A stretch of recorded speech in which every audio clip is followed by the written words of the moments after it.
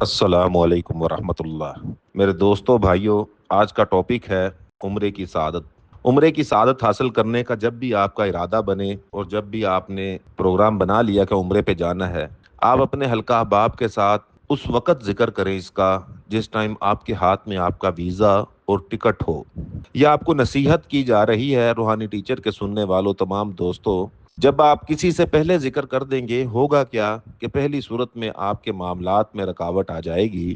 دوسری صورت میں آپ نے اگر جانا ہے اکیلے تو آپ کے ساتھ بہت سے لوگ اور تیار ہو جائیں گے۔